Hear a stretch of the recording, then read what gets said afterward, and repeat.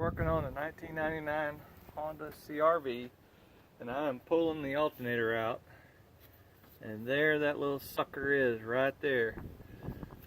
I took this bracket off for the power steering line, okay, and I loosened this wire up right here.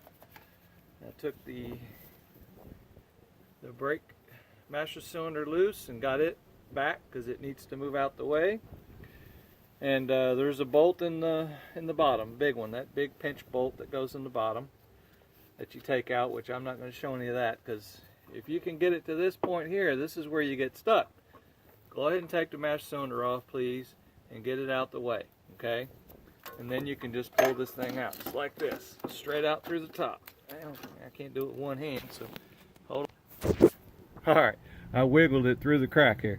But that's it right there. I took everything off that I could. There's a little sensor right here. Took that little sensor off. That's a 19mm. I took this vacuum line off for the, I think this is a fuel pressure regulator or something. Took this vacuum line off. I took these two wires out. This wire plugs in there. Didn't want to snag. You don't want to snag anything and break it, okay? But when you get all this stuff loose, you get down in here, you got a nice big hole, okay? You can get that alternator out right here. I took the adjuster bolt out that goes in this bracket. I took it off from the top. It's a 12mm. There's a 10mm bolt that holds the battery wire on, okay? You just unplug this, and then see this down. If you follow this down, there's a little bracket. All right, you can't get to this, so you got to take that 8mm. Let me zoom in some. You got to take that 8mm nut off from the bottom. Now, if you want to do it different when you go back, that's fine. But I'll just leave it like that. But yeah, that pinch bolt in the bottom there. I don't know if I can get it in view. That pinch bolt that goes through there. It's kind of tight. You can see where I tapped on a little bit trying to get it out. To me, this looks like the original alternator. Hip and Denso. The bolts were all rusty and nasty.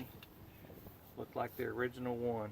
So it may be a rebuild, I don't know. But I'm going to take it to my rebuild guy and have him go through it and check the bearings. Let me look here, see how it looks. It's okay. It's not that bad. It's not making any noise. But when you turn an alternator like this and you feel the bearings, the smallest rumble means it needs to be replaced. The bearing needs to be replaced. And I can take this to the alternator rebuild guy and he can handle it.